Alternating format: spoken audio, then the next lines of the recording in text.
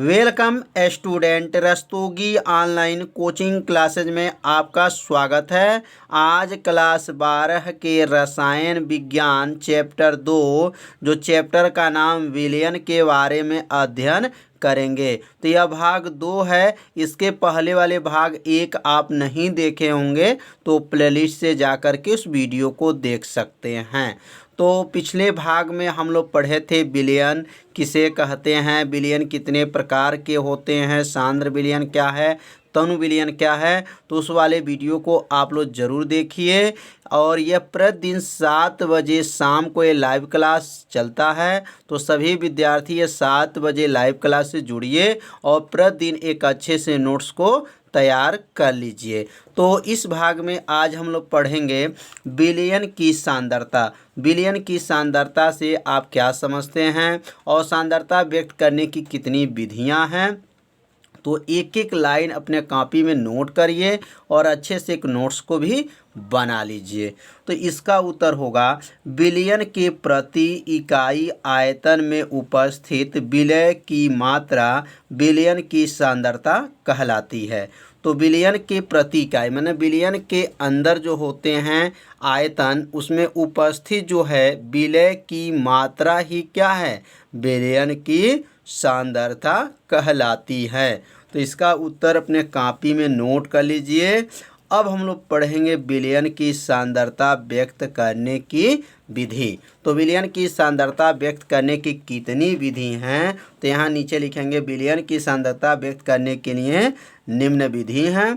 पहला का नाम है द्रव्यमान प्रतिशत या भार बटा भार प्रतिशत, और दूसरा नाम है भार बटा आयतन प्रतिशत, और तीसरा नाम है आयतन बटा आयतन प्रतिशत। तो यह विलयन की सांद्रता व्यक्त करने की ये 3 विधि है और तीनों विधि के बारे में एक एक लाइन को अच्छे से समझेंगे। अब पहला हम लोग पढ़ेंगे द्रव्यमान प्रतिशत या भार बटा भार प्रतिशत क्या है। अब यहाँ पे नोट कर लेंगे द्रव्यमान प्रतिशत या भार बटा भार प्रतिशत। अब इसका उत्तर बहुत आसान है, बस थोड़ा सा ध्यान देंगे आपका उत्तर क्या होगा, याद हो जाएगा। तो कहेंगे विलय पदार्थ की ग्राम में वह मात्रा जो 100 ग्राम विलयन में क्या हो, घुली हो, उसे भार बटा भार प्रतिशत या द्रव्यमान प्रतिशत कहते हैं।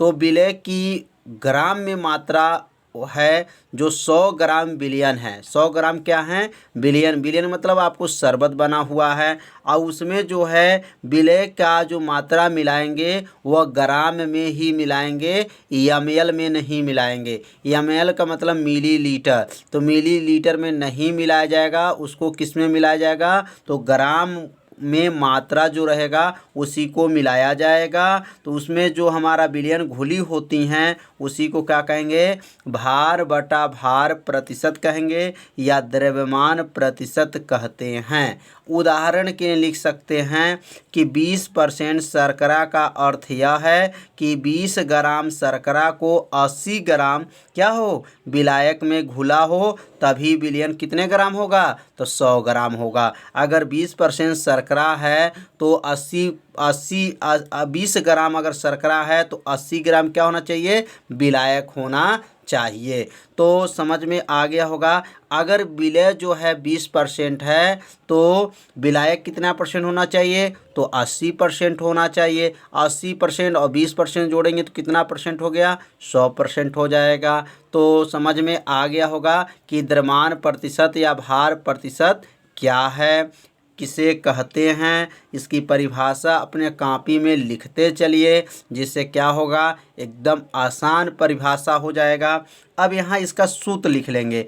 भार बटा भार प्रतिशत का सूत्र होता है कि पदार्थ का भार किस में, ग्राम में, और विलयन का भार किस में, ग्राम में, और गुणे क्या होता है, 100 होता है। तो भार बटा भार मतलब W बटा W भी कह सकते हैं। तो उसका सूत्र अपने कॉपी में लिख लेंगे कि पदार्थ का भार किस में, ग्राम में, और विलयन का भार किस में, ग्राम में, और गुणे क्या होगा, 100। तो ये सूत्र को लिख लेंगे इसलिए क्योंकि इसी सूत्र के सहायता से अभ्यास का प्रश्न को हल किया जाएगा।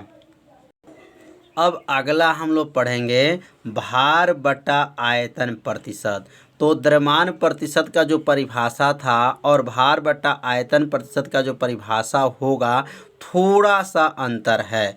तो उसमें हम लोग जो मात्रा था वह किसमें था ग्राम में लेना था, और विलयन की जो मात्रा किसमें था ग्राम में था। लेकिन बस यहाँ पे एमएल हो जाएगा, बस थोड़ा सा ध्यान देंगे परिभाषा में। उसमें हम लोग क्या बोले थे यहाँ पर 100 ग्राम, अब क्या बोलेंगे 100 एमएल, बस परिभाषा बन गया। कितना आसान परिभाषा है। तो कहेंगे विलय पदार्थ की ग्राम में वह मात्रा जो 100 एमएल विलयन में क्या हो घुली हुई हो भार बटा आयतन प्रतिशत कहलाती है।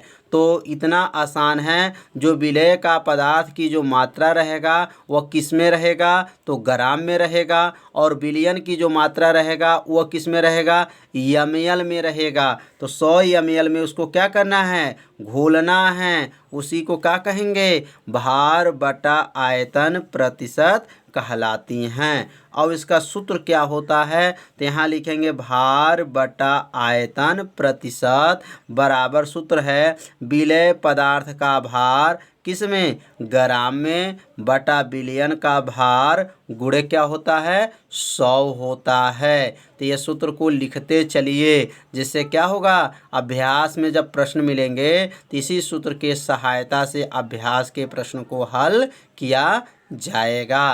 तो भार बटा आयतन प्रतिशत समझ में आ गया होगा।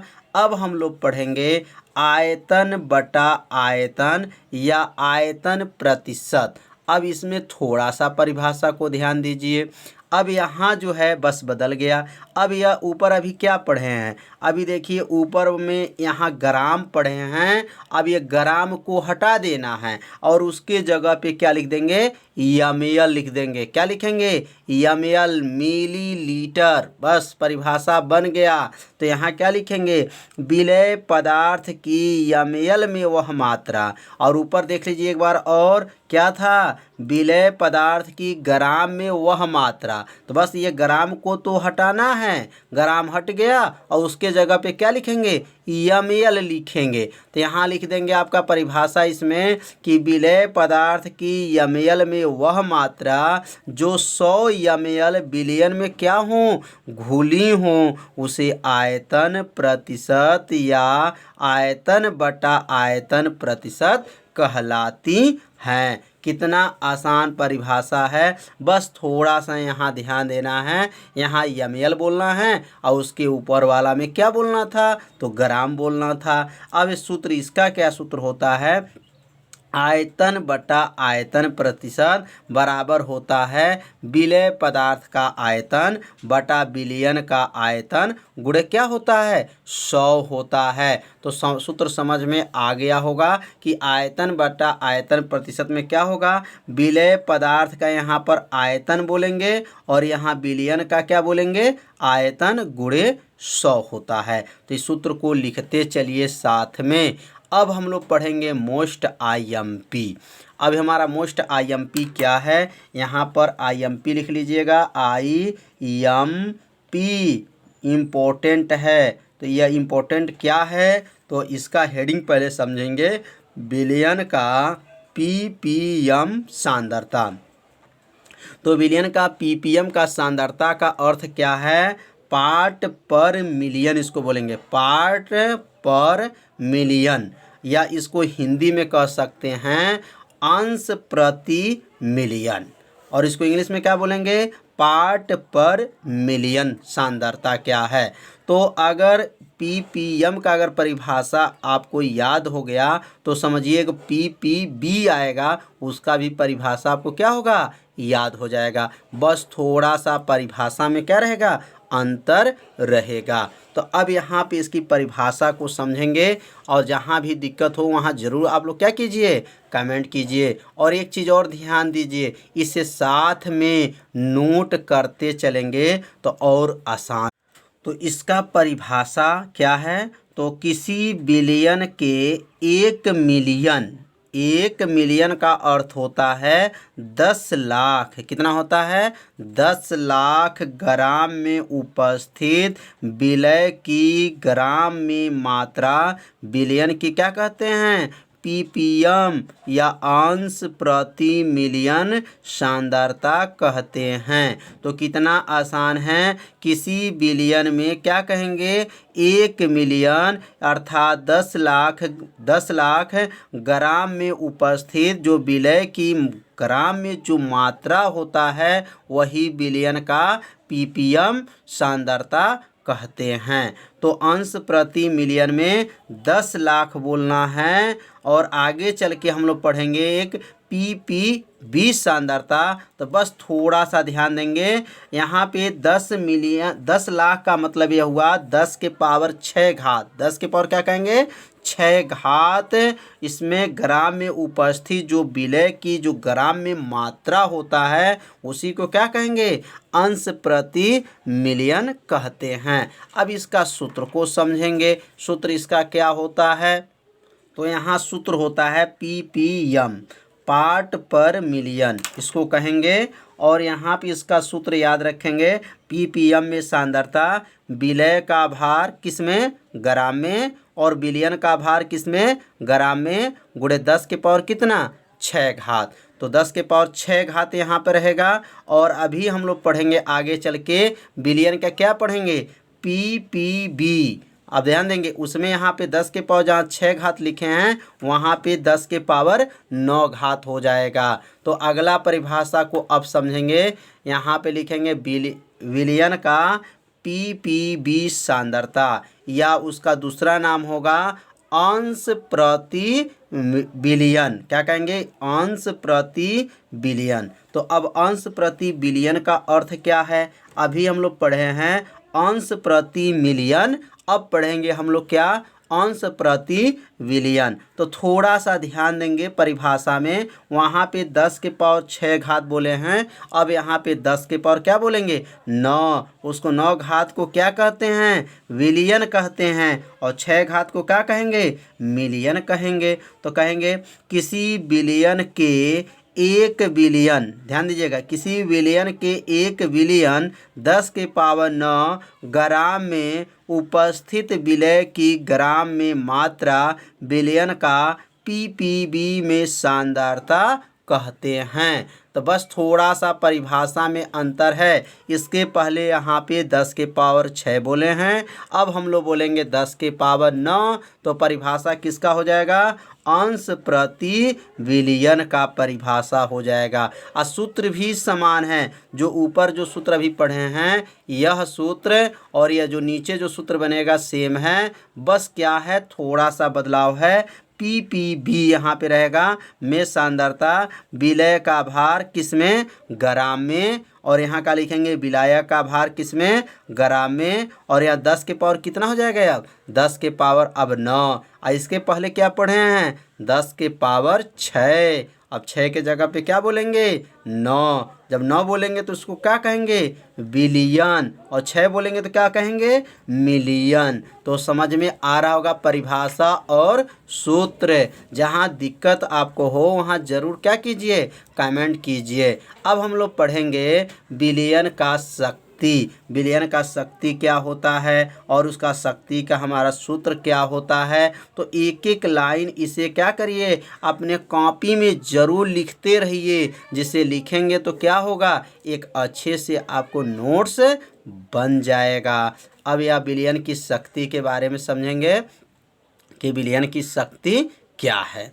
तो इसका उत्तर होगा किसी बिलियन के 1 लीटर आयतन में, किसी बिलियन के 1 लीटर क्या हो? आयतन में पदार्थ की जितनी मात्रा घुली होती है उसे उस पदार्थ की क्या कहते हैं? शक्ति कहते हैं। जैसे 1 लीटर अगर पानी में चीनी घुला हुआ है तो जो चीनी जिसमें घुल जाता है तो उसे क्या कहते हैं? उसकी चीनी की उसके अंदर क्या है? शक्ति है, जिससे वो क्या हो गया? घुल गया। अब 1 लीटर पानी ले लीजिए और 5 किलो चीनी डाल दीजिए, क्या वो घुलेगा? तो ध्यान दीजिए वो घुलेगा, कैसे घुलेगा, उसकी शक्ति कितनी होगी। अब यहाँ पे घुल गया तो समझिए उसमें क्या है, उस पदार्थ की उसके अंदर शक्ति है, इसलिए उसमें क्या हो गया, घुल गया।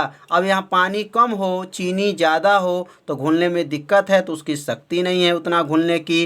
तो इसलिए विलयन के भी शक्ति होती हैं, जैसे आग के अंदर कुछ शक्ति होते हैं उसी प्रकार विलयन के अंदर भी क्या होते हैं, शक्ति होते हैं। तो इसका उत्तर जो अपने कॉपी में लिख लीजिए कि किसी विलयन के 1 लीटर आयतन में, क लीटर आयतन में, 1 लीटर आयतन में पदार्थ की जितनी मात्रा क्या हो, घुली होती हैं, उस विलयन की क्या कहते हैं, शक्ति कहते हैं। इसका जो मात्रक होता है वह क्या होता है, ग्राम प्रति लीटर होता है। इसका मात्रक को किससे प्रदर्शित करेंगे, तो ग्राम प्रति लीटर होता है। अब शक्ति का सूत्र क्या होता है, तो विलय का द्रव्यमान, ध्यान दीजिए किसका, विलय का द्रव्यमान किसमें, ग्राम में, और विलयन का आयतन किसमें, लीटर में। तो ये दोनों के अगर अनुपात कर दें तो किसका सूत्र बन जाएगा, विलयन का शक्ति हो जाएगा। अब यहाँ चाहे तो एक और परिभाषा बना सकते हैं कि विलयन के शक्ति से आप क्या समझते हैं, तो इसका उत्तर आप लिख सकते हैं कि विलय का द्रव्यमान किसमें, ग्राम में, और विलयन का आयतन किसमें, लीटर में, के अनुपात, ये बटा को अनुपात कहेंगे, के अनुपात को विलयन का शक्ति कहते हैं। इसे P से प्रदर्शित करते हैं। इसका मात्रक क्या होगा, ग्राम प्रति लीटर होता है। तो समझ में आ गया होगा विलयन की शक्ति की परिभाषा।